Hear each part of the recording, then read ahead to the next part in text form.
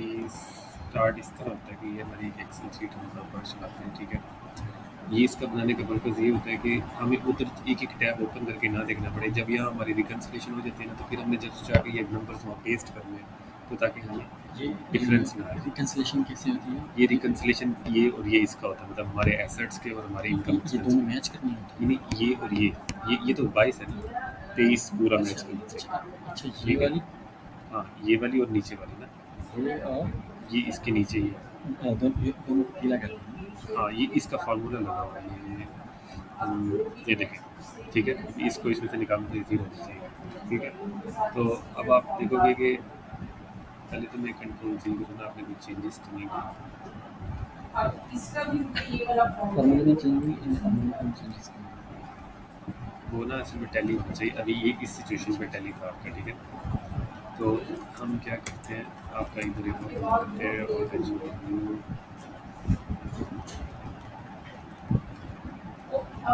always लगेगा निदान की वजह से नहीं always लगेगा कंपल्सरी हो गया है इसके साथ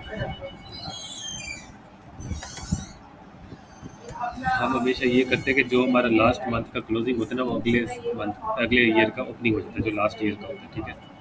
आप अगर इस जगह पे भी देखोगे तो ये लिंक लगा हुआ है इसको, ये इधर नीचे, ठीक है। मैं 2024 की एक तरह की वर्किंग कर रहा हूँ, सही है। अच्छा, ये तो बाय डिफ़ॉल्ट आ जाएगा, इसको नहीं छेड़ेंगे। ये हमारा एक तरह से ज़ीरो होगा अभी, ठीक है। अच्छा, ये ज़ीरो ये मैं आपको बता दूँ, देखिए ना, हमें इनकम और एक्सपेंस अभी हमने डालनी है। एसेट्स हम चेंज नहीं करते, एसेट्स जो पिछली बार होता है वही आगे आ जाते हैं, ठीक है। हाँ, ये चेंज होंगे, मैं उनको क्लियर कर देता हूँ। जो हर बार चेंज होंगे वो होंगे ये 3 डिजिट्स, क्योंकि देखो बैंक बैलेंस तो हर बार नंबर चेंज रहेगा ना, निज़ाम का भी चेंज होगा ना, इसमें का हमारा हाउस होल्ड वैसे रहेगा, हमारा गोल्ड इन्वेस्टमेंट सारा कुछ वैसे रहेगा, अनलेस कि हमने कोई सोल्ड नहीं करती कोई प्रॉपर्टी या कुछ इस तरह से, ठीक है। तो अब मैं अज्यूम करता हूँ कि आपकी सैलरी थी 80,000 पर मंथ, ठीक है। तो हम पूरे साल की सैलरी डाल देंगे। ये आपको मैनुअल भी नहीं करना, आप इनसे स्लिप मंगवा सकते हैं पूरी, मुझे 24 की पूरी शेयर करें, उस पर पूरी सैलरी होगी, पूरा टैक्स क्रेडिट हुआ होगा। तो मैं अभी सिर्फ इसके लिए अज्यूम कर रहा हूँ कि आपकी 80,000 थी, ठीक है। तो इधर कर लेते हैं हम 80,000 मल्टीप्लाई बाय, तो वैसे तो वो खुद कैलकुलेट करते हैं सिस्टम, लेकिन मैं आपके लिए कर भी रहा हूँ तो मैनुअली, सिर्फ बताने के लिए कि वो किस तरह करते हैं। 6 लाख तक सैलरी एग्जाम्प्ट होती है, जैसे मैंने निज़ाम साहब की भी की, ठीक है।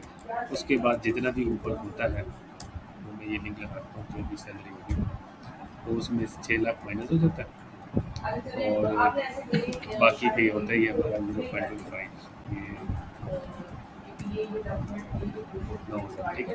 ये मैं अपनी यहाँ से सैलरी डालूँगा। हाँ, आपकी खुद कैलकुलेट हो जाएगी, मैंने फार्मूला बना दिया। सिर्फ आपने 12 को भी नहीं छेड़ना, आपने ये छेड़ना कि मेरी मंथली सैलरी है, मैं एज्यूम करता हूँ 85 है, तो आपका टैक्स इतना बनना चाहिए। मैं और एज्यूम कर लेता हूँ 60। हाँ, तो ये पर मंथ देखिए इतना, ये आपके उसमें से काट भी रहे होंगे। अगर आप 60 की आपकी एक्चुअल भी है ना, तो आपके हर महीने 250 कट रहा है ना आपकी स्लिप में से, आपने देखा होगा स्लिप में। रिजवान ने 80 लिखवाया तो वो कह रहा था उसकी स्लिप में इतना कट रहा है। तो ये इन्होंने इसी तरह वर्किंग करके कैलकुलेशन करके हर महीने की डिडक्शन डाल दिया था आपकी, ठीक है। अबाउट 6 लाख उस पर रेट होता है, मैं आपकी नॉलेज के लिए 2.5%, ठीक है। ये वही 2.5% इतना लगा हुआ है।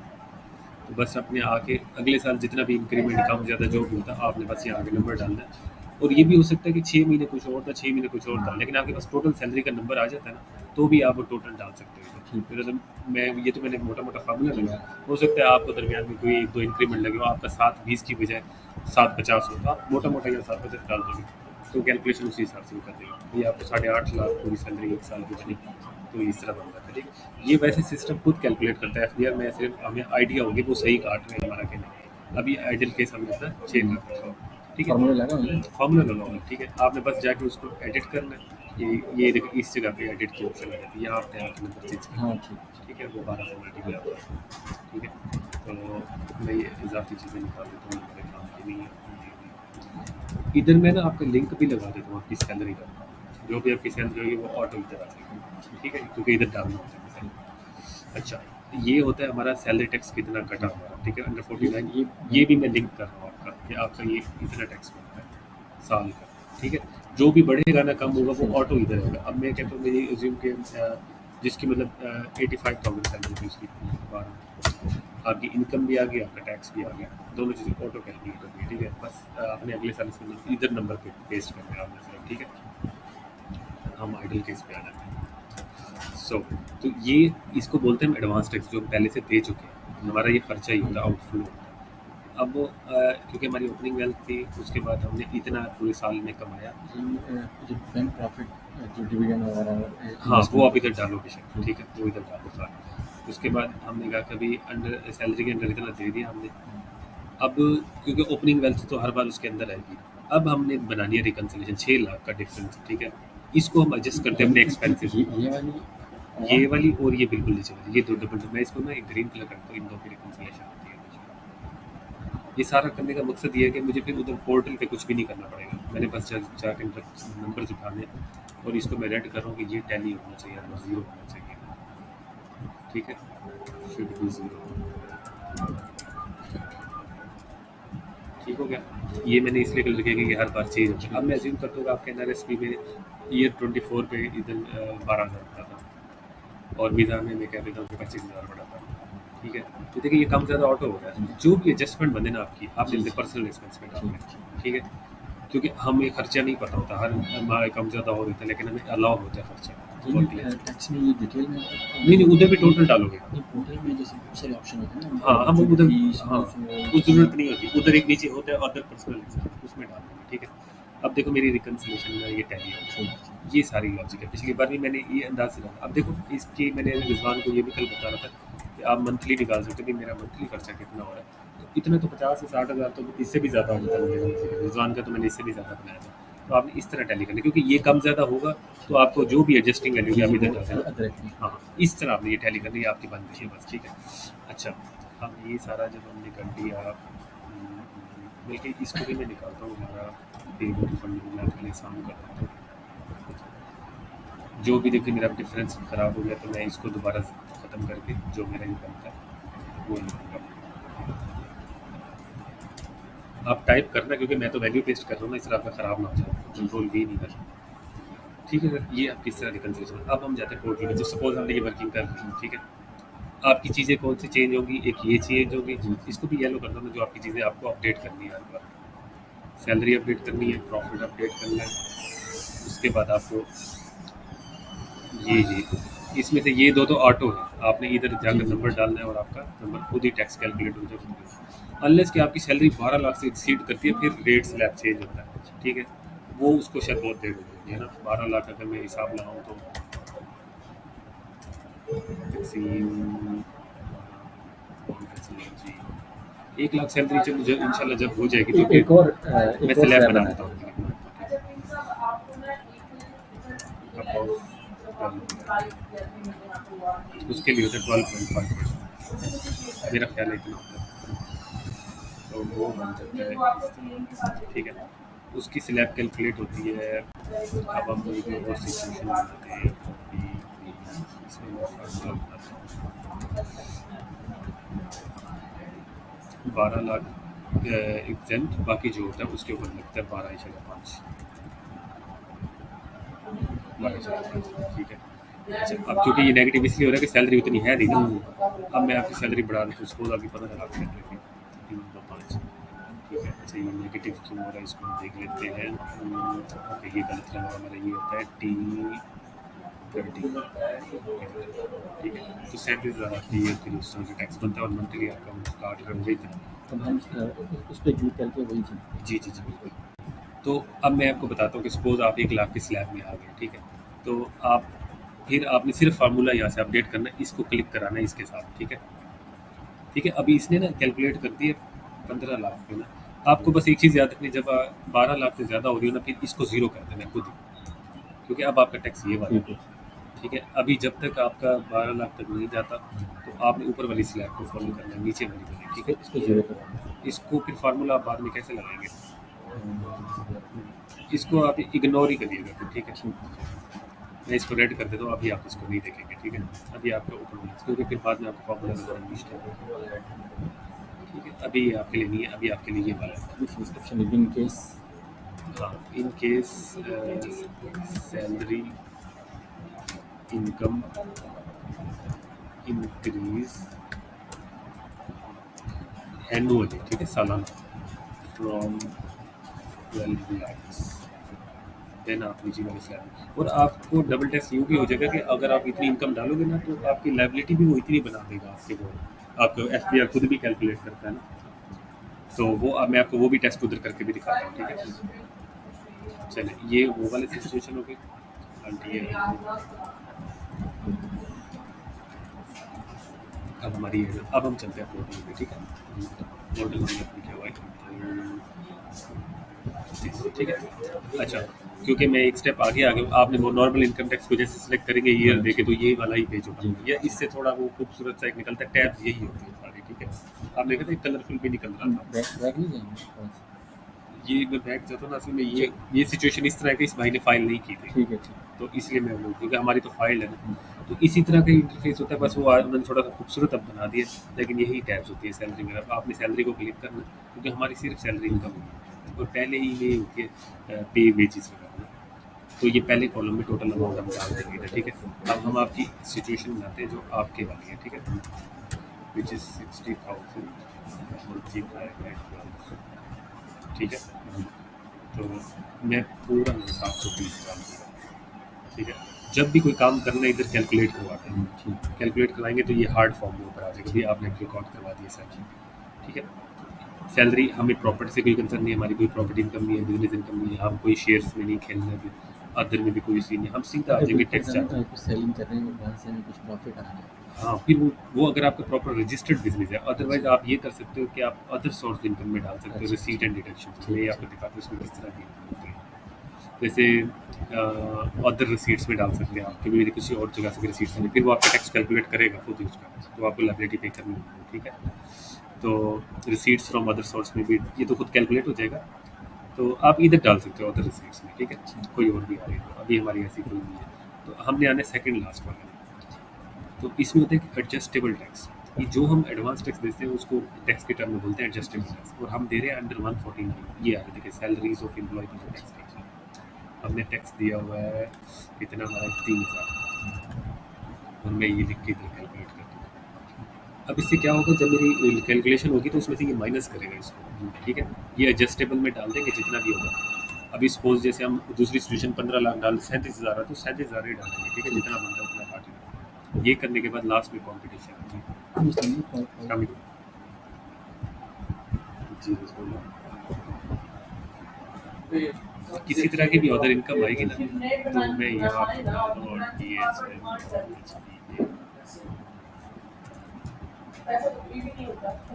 ठीक है। इनफ्लो सारा हमारा ऊपर है, मैं आपको फार्मूला इसका अपडेट कर देता हूँ,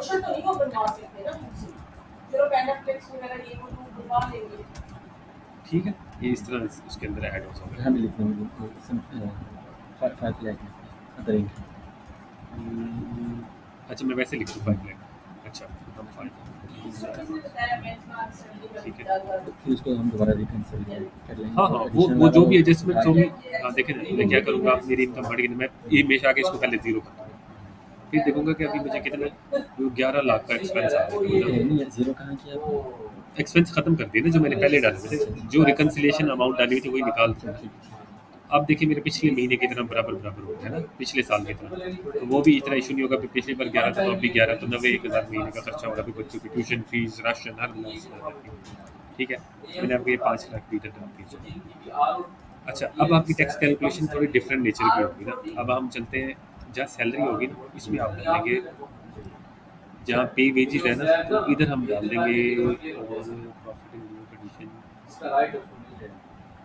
ये हम कह रहे हैं कि पे वेजेस के अलावा जो अमाउंट है ना, इंक्लूडिंग अलाउमेंट रिजर्वेशन, में यहाँ लिख देता हूँ 5 लाख।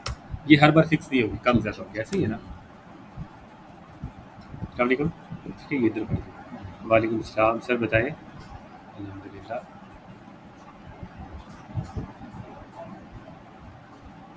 यार वो ना साइन नहीं कर रहे आसिफ साहब, वो कह रहे हैं कि पहले मैनेजर साइन करे फिर मैं करूँगा। मैंने कहा सर वहाँ जाएगा फिर आएगा। हाँ, मैं फिर ऐसा करता हूँ, वो आपको भिजवाता हूँ, आप साइन करो, फिर इधर भेजो, फिर उधर जाता है। क्या ख्याल है? आपने एडवांस टैक्स पे किया हुआ था, लाभ का भला करें, विदहोल्डिंग टैक्स 3,000 का ना, जो हमने ये कैलकुलेट किया था, बल्कि उसको डाल लेते ना एडजस्टेबल टैक्स में।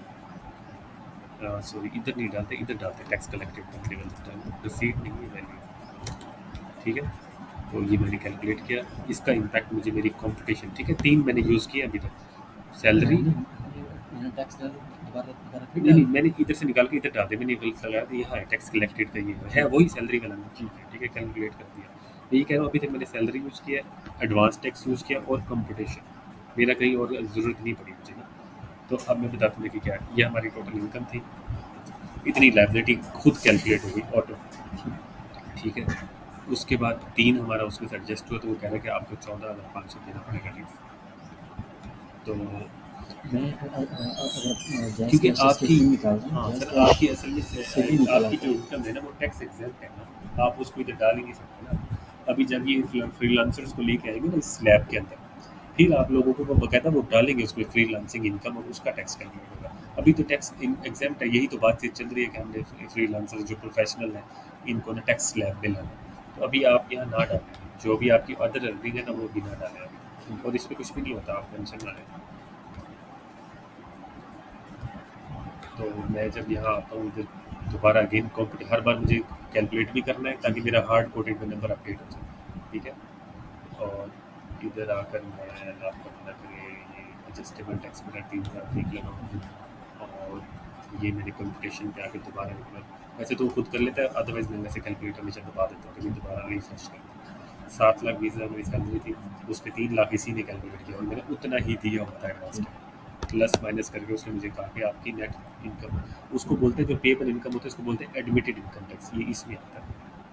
इधर नहीं ऊपर तो नहीं जा रहा, समटाइम जाता है समटाइम नहीं जाता, इसका जुगाड़ करते हैं। खत्म हो गया, नीचे ना ये हाइड कर,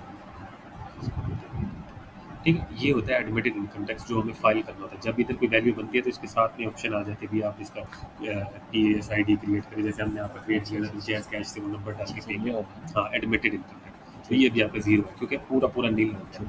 अभी मैं आपको सिर्फ समझाने के लिए, क्योंकि रिकॉर्डिंग हो रही है तो एक आइडियल सिचुएशन बनाते हैं, मैं आपकी इनकम थोड़ी सी बढ़ा देता हूँ, थोड़ी सी क्या ये कर देता हूँ, बहुत ज़्यादा बढ़ा देता हूँ। अब क्या होगा, मेरा एडवांस उतना एडजस्ट हुआ होगा, बाकी ये देखो 2,29,000 3,000 निकल के 2,26, तो ये देखो ये उसमें नीचे आ जाएगा, यार आ जाएगा, ये एडमिटेड इनकम टैक्स पे आ गया, ठीक है। तो ये मतलब मेरी लायबिलिटी बन गई।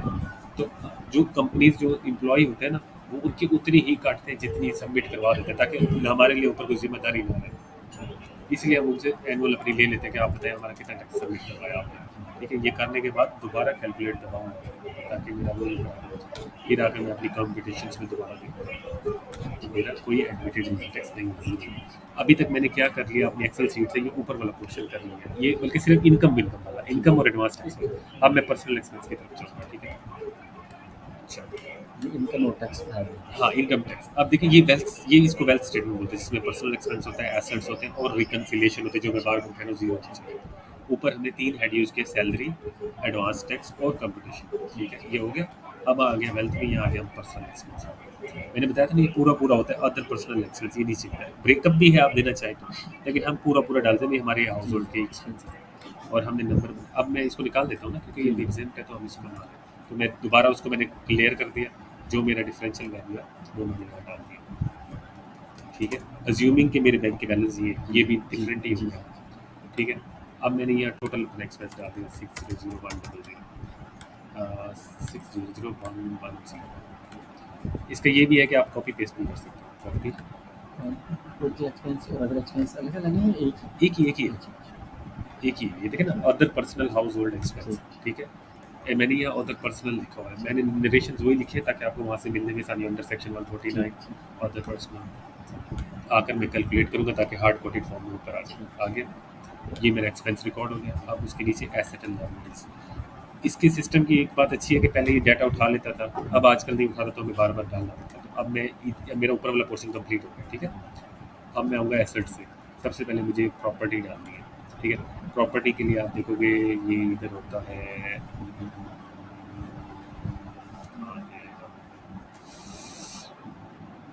Total assets inside Pakistan agriculture, ये प्रॉपर्टी रेजिडेंशियल प्रॉपर्टी, ठीक है। जो भी कभी का ऐड करना हो यहाँ प्लस डालते हैं, वो फिर पूछ लेते हैं थोड़ा सा, तो हम फिर यही से उसका एड्रेस उठा लेते हैं। अच्छा, मेरे लिए डायरेक्ट क्लिक हो जाता है। उम्मीद है अगली बार नहीं पूछेगा वैसे ना, कुछ पोर्शन ऊपर से लेके इधर डाल देते हैं अगर हम महीने मान ले बताओ ये ऐड होगा। देखिए फ़ौरन उसके नीचे उसे 0 वाला ब्लॉक देंगे कि ये हमारा इधर देखिए ऐड होगा और ये 925 हमने बताया था। जब ये डाल देंगे टैप कर दिए नीचे आ जाए, अभी ये कैलकुलेट नहीं हो रहा हार्ड कॉपी, मैं पहले सारे डाल लूँगा फिर कैलकुलेट कराऊँगा। अब बैंक्स ऐड करने हैं, तो बैंक्स होते हैं सर ये होते हैं इसमें ना देखिए आप deposit fund investment share unit, इसमें जो हमारा है अकाउंट वाला हमारा, तो मैं इधर अगेन प्लस करूँगा। ऊपर मैं अकाउंट नंबर दे सकता हूँ 45 क्योंकि वो मुझे इधर कह रहे हैं कि आप अकाउंट नंबर दे दिए, जैसे कि देखो IBN लिखा हुआ है 4252 और मीज़ान। अब अगेन मैं दोबारा प्लस दबा रहा हूँ ताकि मैं दूसरा भी ऐड कर दूँ। और ये वो मेरा है जी, ये मैं आपको फ्रेश पूरा करवा रहा हूँ ताकि आप किसी के भी नए बंदे की भी जरूरत आपको आइडिया 8344 10 ठीक है, ये भी मेरा ऐड कर दिया। अब मैं दोनों की वैल्यू डाल दूँ, आगे लिखा हुआ है ठीक है। अकाउंट में पूरा डालना है ना, पूरा लास्ट 40 उनके पास डाटा सारा होता है थोड़ा, आपने अलग भी बताया हुआ तो मसला कोई नहीं होता। NRSP में मैंने कहा कि 12,000, अच्छा मैंने उल्टा कर दिया, ये NRSP का कोड था एक्चुअली, कोई मसला नहीं, हम टेस्टिंग के लिए है भी किसी और की है, रिजवान की खोली हुई किसी 8th, इसमें मैंने कहा 25,000। मैं सिर्फ आपको रिकन्सिलेशन करा के दिखा रहा हूँ ठीक है। ये मैंने दोनों नंबर डाल दिए। अब मैं आऊँगा हाउस होल्ड इफेक्ट और इधर ये खड़ा हाउस होल्ड इफेक्ट ठीक है। तो हाउस होल्ड के घर के मतलब कोई आपने फर्नीचर रखा हुआ या ज्वेलरी कपड़े वो कंप्यूटर सब कुछ आ जाता है। तो मैंने 16 लाख इसका रखा हुआ था और गोल्ड मैंने रखा हुआ था 2 मिलियन का, ये जो वाइफ की तरफ से आते हैं जो भी, बस मतलब आपको रिकनसाइल करना है। तो ये प्रीशियस पोजेशन है ठीक है। जब मैं इसको लिखूँगा तो तब मैं बता दूँगा एसेट के नीचे रहेगा गोल्ड, तो उसने बताया भी एग्जाम्पल में 10 ग्राम कितने ग्राम, तो बस ये हम ग्राम लिख देते हैं, सिर्फ नंबर नहीं बताते। ये मैंने ऐड कर दिया और आ जाओ ये आगे गोल्ड 2 मिलियन। किसी की इससे ज़्यादा चीज़ें हो सकती है, किसी की कम भी हो सकती है। जैसे रिजवान की बहुत सादा थी, उसकी कोई भी एसेट नहीं था, सिर्फ बैंक अकाउंट था और बाकी मैंने सारे रिकन्सिलेशन उसकी कैश इन हैंड में डाल दी। इधर भी रिकन्सिलेशन थोड़ी सी होती है, आप कैश इन हैंड में डाल दो, ये एक्सपेंस बढ़ा दो, आपके पास एक्सपेंस की बड़ी अच्छी ऑप्शन है। ये भी डाल दिए मैंने। अब मैंने अलमिदान इन्वेस्टमेंट्स, ये आपकी तो नहीं है, ये मेरे ख्याल साइड में ही है। और मैंने कुछ ऐड कर दिए थे। ये आपका है? अच्छा फिर ठीक है चलिए। चलिए मैं ना ये अब इन्वेस्टमेंट्स है, तो इन्वेस्टमेंट्स का हमारे पास ये इसी में होती है सारे अकाउंट सर्टिफिकेट्स डिबेंचर्स, ये इन्वेस्टमेंट दिखना शुरू हो रहा है। तो मैं यहाँ पर यहाँ भी मैं ये लिखूँगा, इसका अगर कोई कोड नंबर होगा तो वो डाल देंगे, वरना मैं इस तरह करता हूँ इधर इन्वेस्टमेंट्स लिख लेता हूँ, नीचे अलमिदान लिख लेता हूँ ठीक है सर। ये डाल दिया और ये मैं कॉपी पेस्ट भी वैसे हो जाता है डाला, ये हो गया ठीक। ओके ये भी हमने डाल दिया। फर्नीचर एंड फिक्सचर हम डाल सकते हैं बिल्कुल, फर्नीचर फिक्सचर एसेट्स में काउंट होता है, पर्सनल आइटम्स में, तो इधर भी कर सकते हो आप। वैसे आप कुछ नए ऐड भी कर सकते हो, मतलब कह लो कि इसमें एनी अदर एसेट्स में, ये हमारे एसेट्स होते हैं एनी अदर एसेट्स में, लिखा यहाँ लिखा फर्नीचर एंड फिक्सचर और ये हम 10 लाख सी नजर। अब मैं एक कैलकुलेट दबाऊंगा, अपना टोटल नंबर चेक कर लूँगा, मेरा टोटल नंबर यहाँ नीचे बनता है 10 3 4 4 9 8 शादी में यही बना हुआ ना, ये देखिए ये इधर से दिखा दिया। अब मैं नेक्स्ट आ जाता हूँ रिकन्सिलेशन। अब ये हमारा लास्ट स्टेप होता है ठीक है, ये रिकन्सिलेशन कर लीजिए। अच्छा ये हमारे करंट ईयर के एसेट्स जो अभी हमने कैलकुलेट किए, क्योंकि इससे पहले हमारी रिटर्न कभी फाइल नहीं हुई, आपके अगर मैं पोर्टल पे करता तो उसने पता है ये वाला बैलेंस दिखाना था, ये प्रीवियस ईयर का बैलेंस होता है और ये नया होता है, क्योंकि हम किसी की रिटर्न कर रहे हैं। तो मैं ऐसे अंदाज़ा चलो ये भी डाल दूँ 10/2/228/094 10 220 228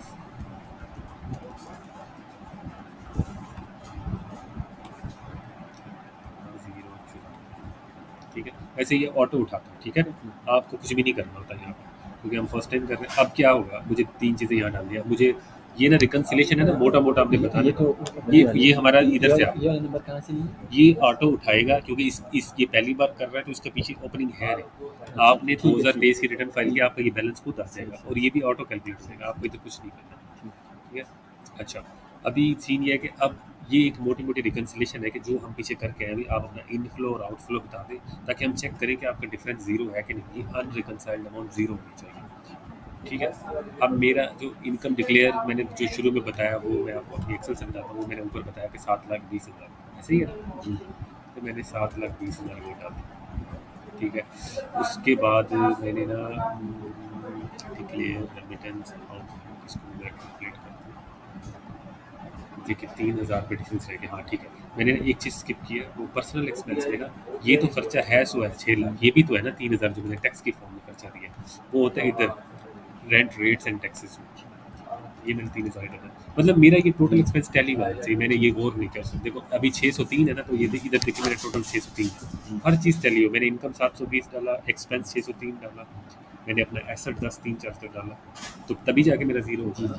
अब मैंने जब इसको कैलकुलेट किया, अब मैं पर्सनल एक्सपेंस से दोबारा मैं नीचे रिकन्सिलिएशन में आया, मेरा ये ज़ीरो हो गया, मतलब अब ओके, अब मैं फाइल कर सकता हूँ, ठीक है। ये ज़ीरो होना चाहिए, इसमें कंफ्यूज नहीं होना है। ये मैंने मैनुअली इसलिए डाला, ये किसी की रिटर्न है, आपको ये नहीं डालना पड़ेगा, आपका वो प्रीवियस खुद ही उठा लेगा। मैंने वही उठाया आपका, तो 10 2 2 8 और आपका ही करंट डाला। रिकंसाइल करने के लिए हमें ये सब दोबारा डालने होंगे। सब कुछ नहीं डालना, सिर्फ एक इनकम expense- डालनी है। जी एक्सपेंस क्योंकि अगर हम टैली करके आते तो हम एक्सपेंस भी ना डालने पड़ते। ये क्योंकि वॉइस नहीं है ना, इसमें लिखे हैं फॉर रिकंसाइल। हाँ हमें क्या क्या क्या बनाना है? हाँ ठीक है। फॉर रिकन्सिलिएशन इनफ्लो में आपने अपनी यही इनफ्लो दिखाना है जो आपको ऊपर आ रहा है। मैं आपको लिंक भी कर देता हूँ उसके साथ, जो हमारा ये इसका टोटल होगा, ठीक है। आउटफ्लो में जो आपका है वो एक्सपेंस होगा, जो कि आपका ये वाला टोटल होगा, ठीक है। बस ये 2 नंबर डाल दें। देखिए अभी मैं आपको दिखाता हूँ, ये इनफ्लो लिखा हुआ है ना, इनफ्लो के नीचे ही आ रहा है कि नॉर्मल आपकी इनकम जो आपने डिक्लेयर की है नॉर्मल टैक्स के लिए, वो हमने इनकम ये डिक्लेयर किया 7,20,000, और फिर कुछ भी मैंने नहीं डाला। फिर मैंने कहा कि ये आउटफ्लो में है पर्सनल एक्सपेंस, ये वही पर्सनल एक्सपेंस है जो मैं इधर ऊपर डाल के 6,30,000। तो ये जब हम डालेंगे और एसेट ऑटो आ जाएंगे दोनों, तो आपकी ये बस ये मेक श्योर करना ये ज़ीरो होगा। ये तभी ज़ीरो होगा जब मैं अपनी वर्किंग करके आया हूँ, मुझे पता है कि मैंने इतना डालना है, इतना निकालना है, इतना करना है, मेरा ज़ीरो, इसलिए इसकी अफादियत ये हो गया। ये कैलकुलेट करके, हाँ ये अनरिकनसाइल्ड अमाउंट है, इसको मैं लिख देता हूँ। आपकी आसानी के लिए एक चीज़ और भी होगी कि आप कोड्स भी लिख सकते हैं, कोड्स कभी चेंज नहीं होते। ये कोड है 703000, ये वाला आपका कोड 0 होना चाहिए, ठीक है। आउटफ्लो का कोड है आपका 7099, ठीक है। इसमें आपका वो टैली होना चाहिए। इनफ्लो का आपका कोड है 7039, ठीक है। तो ये इनमें आपने नंबर्स डालने हैं। आउटफ्लो ऑटो उठाएगा, सिर्फ जस्ट मैंने इनफ्लो डाली है, ठीक है ना। और अल्लाह आपका बना करे, बाकी चीज़ें फिर अभी आपके रिव्यूज़ में नहीं है, वरना वो और होती तो मैं आपको बताता हूँ, ठीक है। इस तरह से आपके ये कोड डालेंगे टैली हो जाएगा, ओपनिंग आपका ऑटो आएगा, ये भी दोनों चीज़ आपके ऑटो आएंगी, आपकी एक रिकन्सिलिएशन बन जाएगी इस तरह से, ठीक है। फिर जब मैं ये कैलकुलेट कर लूँगा 0 है, नेक्स्ट स्टेज क्या होता है, आप इसको एक बार सेव करते हो, उसके बाद आप इसको सबमिट करवा देते हो। सबमिट करते आप एक बार मेक श्योर कर लें, फिर एडिटेबल देगा। मैंने कहा मेक श्योर, मैं येस करूँगा। जैसे ही मैं इसको येस करूँगा, मुझसे पिन लेगा, जैसे पिन डालूँगा must be verified before submission, तो वो सारा कुछ करने के बाद पिन डालूँगा और ये ओके हो जाएगा, ठीक है। और pin code must be verified before submission. वो कह रहा है आप पिन कोड भी चेंज करें ना, क्योंकि किसी के रिटर्न में मुझे नहीं पता। सेव सबमिट पे कहेगा लास्ट टाइम पिन कोड दे दें, वो 454 नहीं सॉरी, ये वेरिफिकेशन में होता है पिन कोड। इधर आगे आपने पिन कोड डालना है जो भी आपका होगा, जैसे वेरीफाई करेंगे फिर उसके बाद सबमिट कर देंगे, और फिर आप यहाँ से प्रिंट ले लेंगे जो मैंने आपका इस तरह से सारा, ठीक है।